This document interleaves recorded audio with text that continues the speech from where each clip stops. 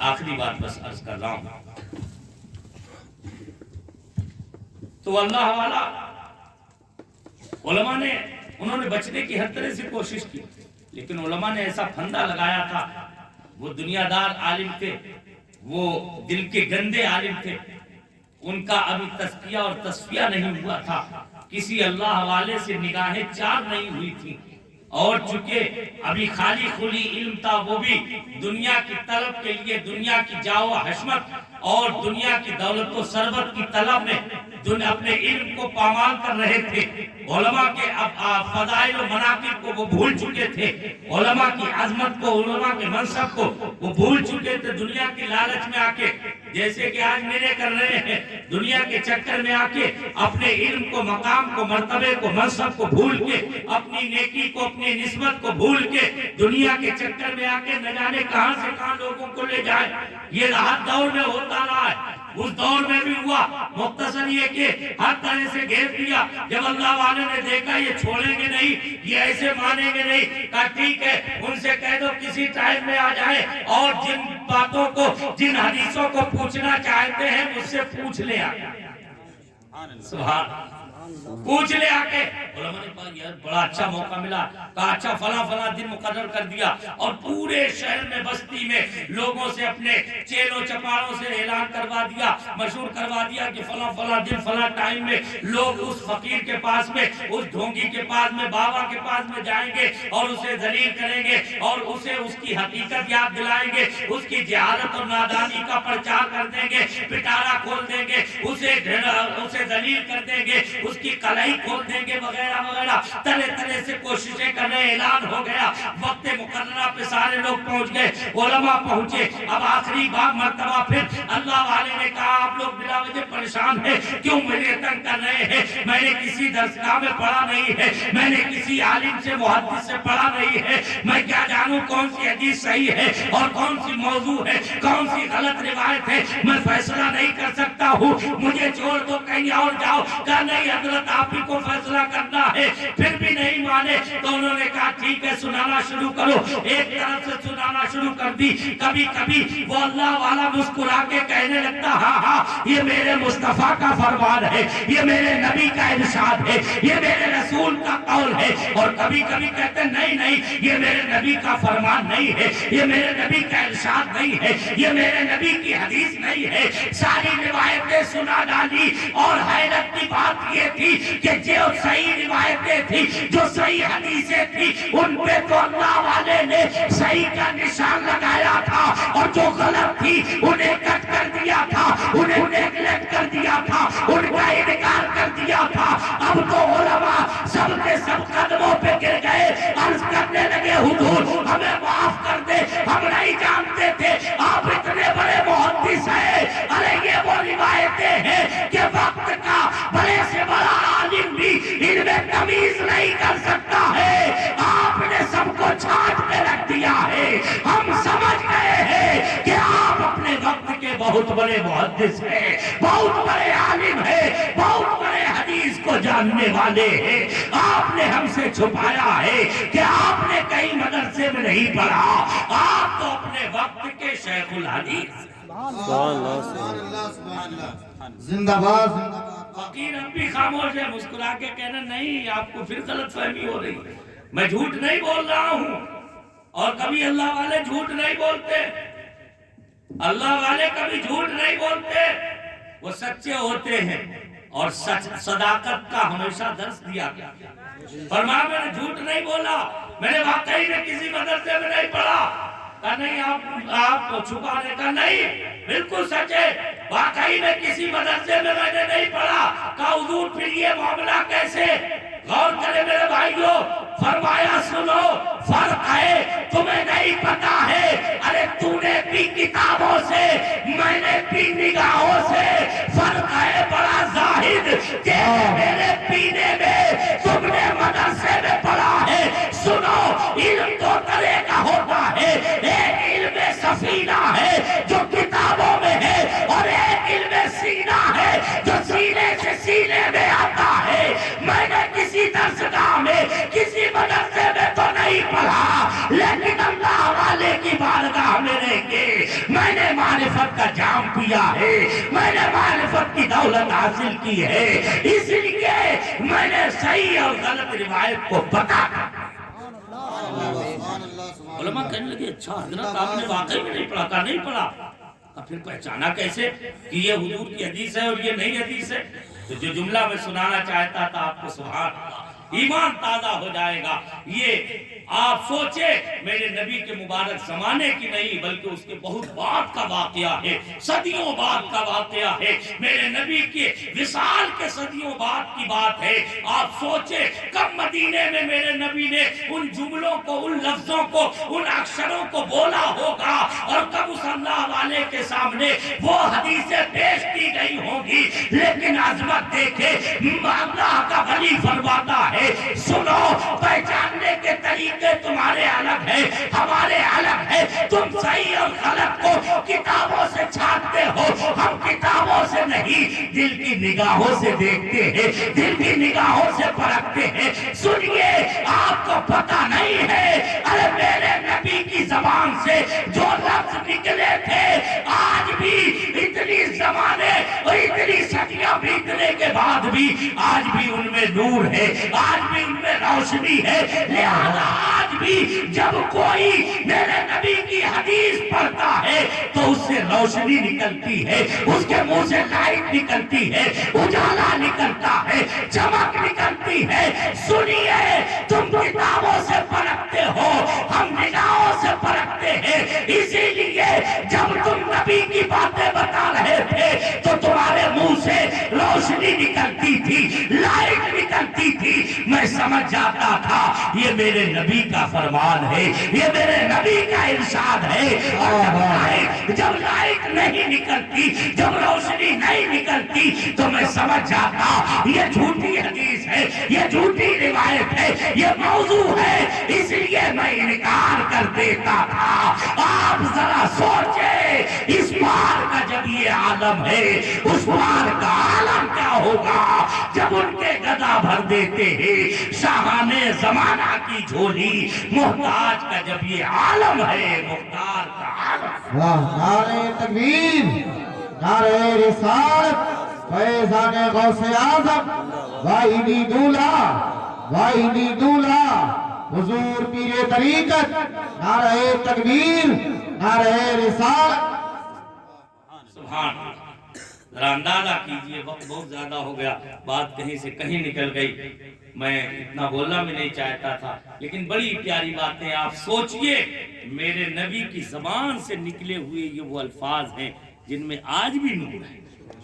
تو اس لیے سمجھ میں آئے تب بھی سبحان اللہ، اور سمجھ میں نہ آئے تب بھی سبحان اللہ۔ یہ ہم مولویوں کی باتیں نہیں ہیں، یہ کسی پیر فقیر کی باتیں نہیں ہیں، یہ نبیوں کے نبی کی باتیں ہیں، پیارے مصطفیٰ کی باتیں ہیں۔ میرے نبی نے راز بتا دیا کہ غوث اعظم، غریب نواز، مجدد الفسانی، میر عبدالواحد بلگرامی، مخدوم سمنانی، قطب المدار اور سرکار باقی باللہ کی عظمتیں آج بھی جو زندہ ہے، اس کی وجہ یہ ہے کہ اللہ نے انہیں بڑھایا ہے، اللہ نے انہیں شہرت دی ہے، اللہ نے انہیں مقبول جہاں بنایا ہے، محبوب بنا دیا ہے، اور رب جسے محبوب بنا لیتا ہے ساری دنیا کا وہ محبوب۔ میرے نبی فرماتے، بخاری شریف کی میں حدیث سنا رہا تھا آپ کو، ترجمہ سنا دوں، بات ختم کروں اپنی۔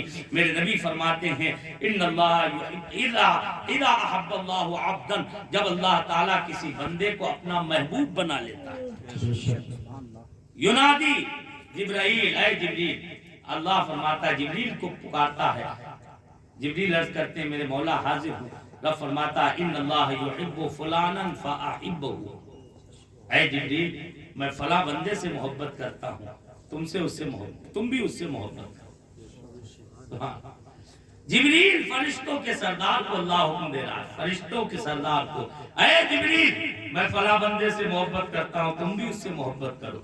حدیث میں فَيُحِبُّهُ جِبْرَائِيلُ، جبریل بھی اس سے محبت کرنے لگتے ہیں، اور اتنے ہی پہ ہی نہیں، ثم ینادی فی اہل السماء، پھر حضرت جبریل تمام آسمان کے فرشتوں میں اعلان کرتے ہیں، सुभान अल्लाह। आसमान के फरिश्तों में जिब्रील ऐलान करते हैं इन्नल्लाह युहिब्बु फुलानन फाहिब्बुहु।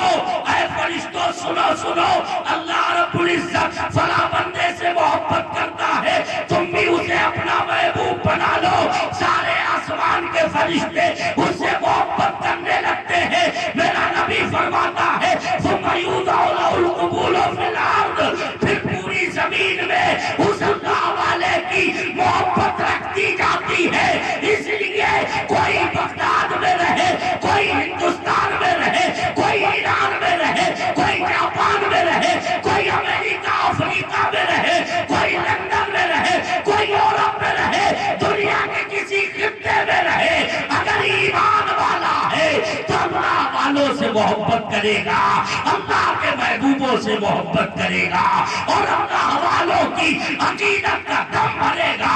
यही वजह है कि पूरी कायनात में गौसे आजम का चर्चा है, गौसे आजम का तस्करा है, गौसे आजम का नारा है, गौसे आजम की अजमत के गीत है और गौसे आजम की 11वीं है। इसलिए कि ये 11वीं वाले को अल्लाह ने अपना महबूब बना। मेरे भाइयों, अल्लाह का जो महबूब हो जाता है वो पूरी दुनिया में मशहूर हो जाता है और ये शोहरत कभी खत्म नहीं होती, ये शोहरत कभी खत्म नहीं होती। आप देखें हुजूर सैयद हुसैन मियां साहब क़िबला दावत बरकातुहुल आली तशरीफ फरमा, इनके अजदाद में सरकार मीर अब्दुल वाहिद बिलग्रामी, सुभान अल्लाह, 400 साल तकरीबन उनके विसाल को हो गई। 400 साल पहले लोग बिलग्राम के राजा को भूल गए, कन्नौज के राजा महाराजा को भूल गए, लखनऊ के नवाबों को भूल गए, लेकिन मीर साहब की तुरबत अतर जो शादी बनी हुई, बिल्कुल न वहां पर नक्शो निगार, न बहुत आलीशान मकबरा है, न बहुत आलीशान कुब्बा, कुछ नहीं, लेकिन मीर साहब कल भी जिंदा थे, आज भी जिंदा है और कयामत तक जिंदा रहेंगे। जिंदगी का आलम ये है कि अगर उनकी औलाद में भी कोई हमें मिल जाता है तो हम अकीदत के फूल उनकी बारगाह में पेश करते हैं।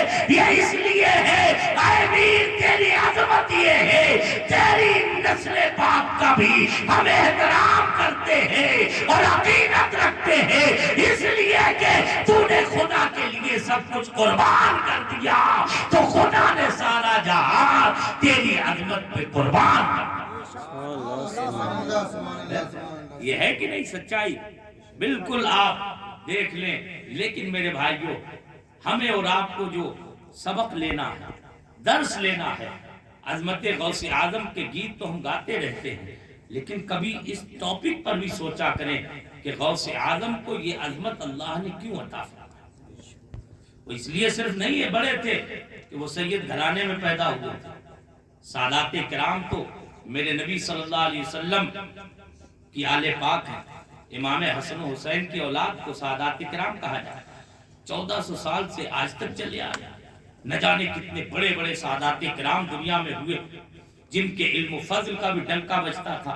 खुद बिलग्राम में ही अगर आप देख लें, एक मीर अब्दुल वाहिद बिलग्रामी को खुदा ने जो मकबूलियत दी है, दीगर सादाते किराम भी बहुत थे, बेशुमार सादाते किराम। बिलग्राम शरीफ में एक पूरा खानदान आबाद, न जाने कहां कहां मारेरा मसौली और न जाने कहां कहां उनकी नस्ल पाक पहुंची। लेकिन जो शोहरत और अजमत मीर अब्दुल वाहिद बिलग्रामी को मिली, वो शोहरत और अजमत उनके बाद में किसी बिलग्रामी को नहीं मिली। इसकी वजह क्या है? तो मेरे भाइयों, ये बताने के लिए है कि अजमत खुदा के यहाँ नस्लों में नहीं, नस्बों में नहीं, खानदानों से नहीं, अजमतें मिलती हैं इल्म अमल से, अपने तकवे से, दीनी खिदमत से, दीन की सरबुलंदी के लिए अपनी जाकी बाजी लगाने से और खुदा और रसूल के लिए सब कुछ कुर्बान करने से मिलती है। जो खुदा के नाम पे मरता है उसे कोई मिटा नहीं पाता है। वो कहीं का हो, किसी खित्ते का हो, किसी इलाके का हो, गोरा हो कि काला हो, नाटा हो कि लंबा हो, चाहे जैसा हो, अगर वो खुदा के लिए अपने तन मन धन को कुर्बान करता है तो खुदा उसे हमेशा के लिए जिंदा व जावेद कर देता है। इसलिए कि शायर कहता है जिंदा हो जाते हैं जो मरते हैं हक के नाम पे। अल्लाह अल्लाह मौत को किसने मसीहा कर दिया। और एक शायर कहता है जिंदगी उनके मज़ारों से मिला करती है जो है अल्लाह के महबूब पे मरने। हमें और आपको ये सबक पढ़ना है। सरकार गौसे आजम अल्लाह ने कितनी मकबूलियत बख्शी है, कैसी करामतें बख्शी। करामतों के साथ साथ ये भी तो ध्यान दिया करो कि उन्होंने 40 साल तक इशा के वुजू से फजर की नमाज अदा की।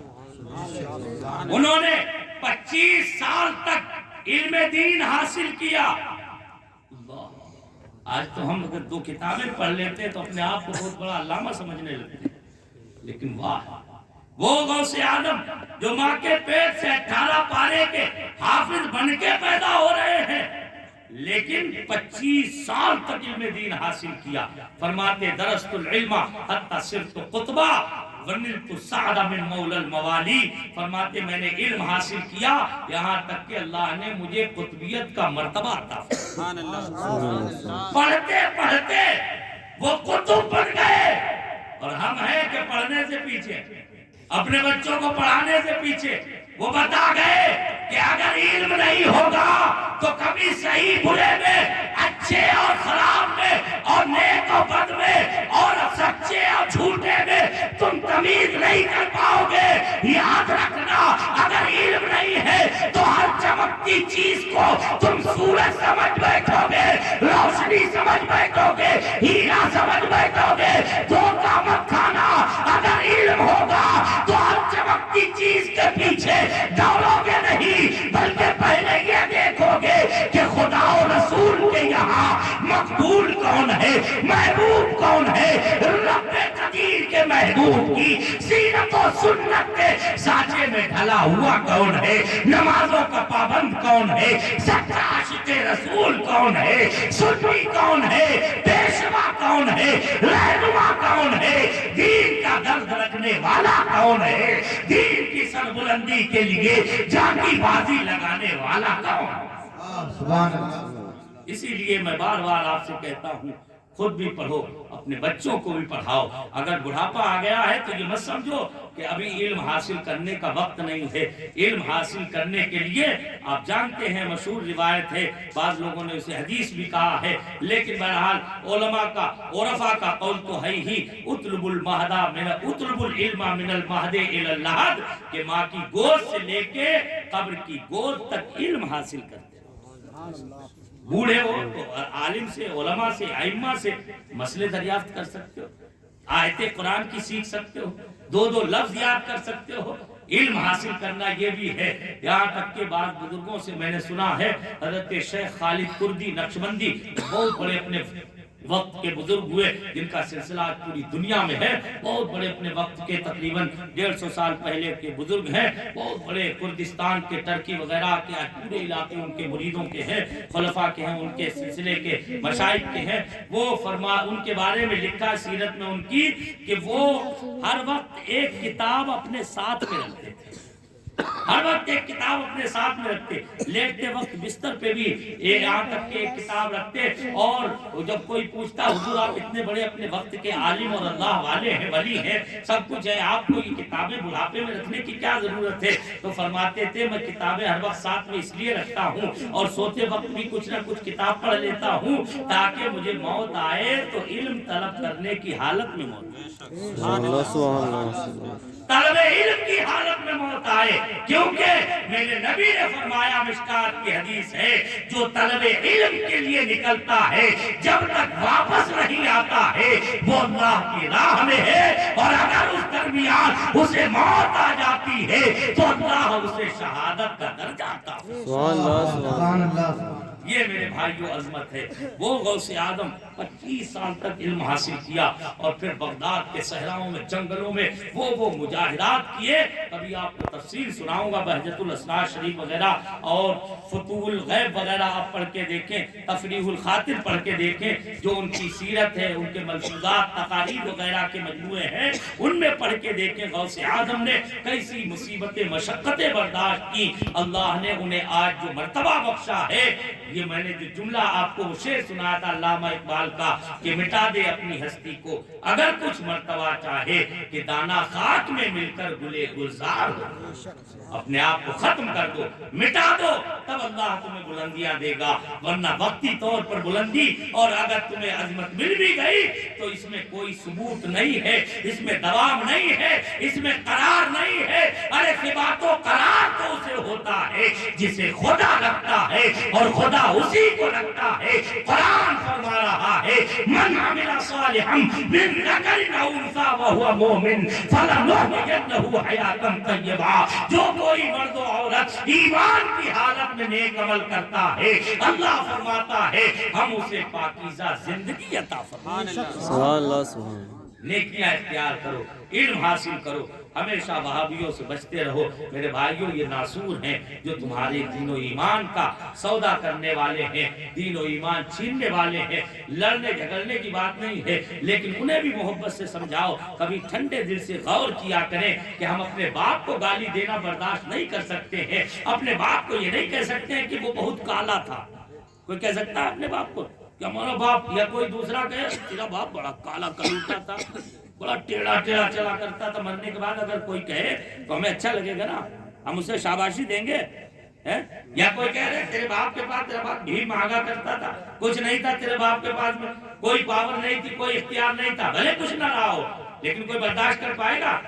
ارے اپنے باپ کے لیے جب برداشت نہیں کر سکتے ہو تو رسول پاک کے لیے کیسے برداشت کرتے ہو؟ اسے پوچھو, اپنے باپ کے لیے نہیں جھیل پاتے, برداشت نہیں کر سکتے, تو رسول پاک کے لیے کیسے برداشت کرتے ہو کہ وہ معاذ اللہ مر کے مٹی میں مل گئے, ان کے انہیں پیٹ پیچھے کی خبر نہیں, ان کو ہمارے جیسے بشر معاذ اللہ, ان کی شان میں گستاخیاں برداشت کیسے کر لیتے ہو؟ میرے بھائیوں غور کرو, گریبان میں جھانک کے دیکھو تو دل یہی کہے گا واقعی میں ایمان میں بھی کھوٹ ہے. سچا مومن وہ ہے جو انہیں اپنے سر سے زیادہ, عزم اپنی زندگی سے زیادہ, اپنے ماں باپ سے زیادہ, اپنی آن اولاد سے زیادہ, ساری کائنات سے زیادہ انہیں محبوب رکھتا.